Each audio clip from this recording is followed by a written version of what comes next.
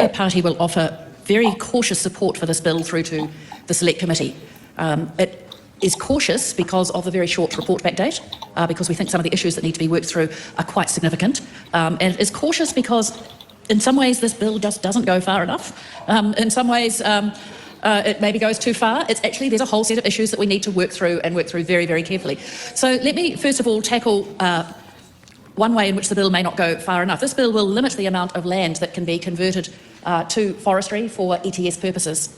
But there is a huge question around whether or not we should have forestry in the emissions trading scheme at all, a question that was really highlighted by the Parliamentary Commissioner for the Environment recently in his report on examining the drivers of forestry in New Zealand. This is an issue that needs to be examined in depth and considered. And of course, this particular bill starts to work around some of the issues in forestry, but by no means all of them. But that sort of issue we do need to have a look at. In the Labour Party, we are fully cognizant of the effect on rural communities of the impact of afforestation, of the extent to which particularly remote rural communities are being affected. We've spent a bit of time with Federated Farmers recently. A lot of us went to field days. We heard some of the stories about what was going on in rural communities. And this is why we do actually support some of the intent of this bill, because we do recognise the need to protect those communities. We've heard that and do that. Nevertheless, there are, as I said, questions that need to be worked through. Let's just talk about some of them. So one of the things that's sitting in the regulatory in the regulatory impact statement, which was incidentally quite hard to find because it's not actually on the website yet, but sitting in the regulatory impact assessment, the assessment of the options that have been chosen by this government, there has been a whole lot of consideration of the costs of the preferred option on ETS forestry participants, good people to consider, on farmers obviously, on foresters, on Māori landowners, the effect on the regulator, the effect on others. What we haven't got is an assessment of the cost or the impact on the emissions trading scheme. This will introduce some distortions into the scheme. Now, maybe that's a good thing, but we are going to need to work through that very, very carefully at the Select Committee as well. So there's a whole set of questions around that. And then there's something which I'm just trying to puzzle my way through, and again, it needs to be examined, and that is the ballot system for category Class 6 land. So under this bill as it's come to the House, land categories 1 through 6 will only be able to have 25% of the land planted up in forestry. But category 6 land, there's a special category in there so that more than that can go into forestry. You can do whole farm conversions or significant amounts of forestry conversion, up to 15,000 hectares per annum. And so who's 15,000 hectares? Well, it turns out that's going to be decided by a ballot. So everyone who wants to convert some of their farmland over and above that 25% will need to go into a ballot. And that, of course, means that their land, by virtue of a ballot, may become more valuable for the purposes of sale.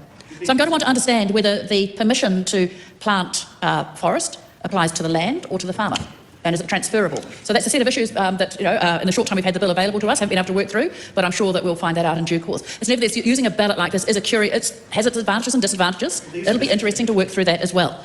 So a lot to work through in terms of this bill. The Minister introducing the bill spoke of the need to balance and complement our productive farming, our food production systems. I agree, we need to do that, but we also need to balance what we are doing with respect to climate change as well. And it's not just to do with the ETS or with our Paris commitments or with our emissions budgets, it's to do with the real existential threat that climate change poses for us and our farmers, and that's an issue we most definitely need to examine.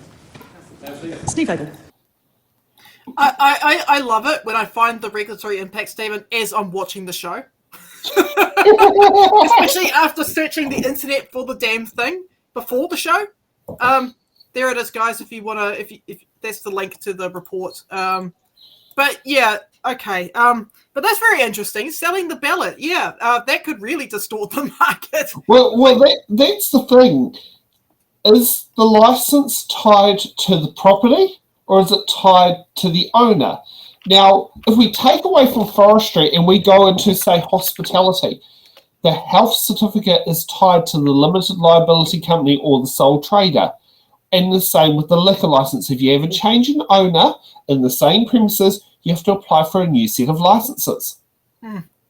Now, does that, now would that apply to the forestry ballot?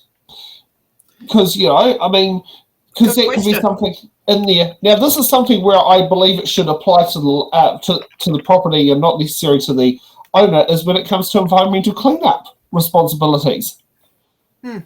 But at the same time, you tend to obviously get people who suck out the profits and then sell it off, and the new owners go bankrupt to pay for the cleanup. Yep. About the ballot system, I'm not finding anything in the IIS for that describes how the ballot system's going to work. So that's interesting. If they just added that on ad hoc. So we can find out the ballot thing could be set there and drawn at 8 o'clock on TVNZ1 at the same time the lotto's happening. That would be very funny. Yeah, you can pitch there. Thank you for our lotto shows, those are our lotto winners. Now, Minister Tom McLean, would you like to come in here? Now, you've got the forestry ballot. So let's sit there and sit down there and get the big barrel out and sit there. Yep. Now, grab off one there and open up the envelope and go, congratulations, Christopher Luxon's pine foresters are allowed to sit there and have land inspections. Congratulations to our winner Prime Minister Christopher Luxon.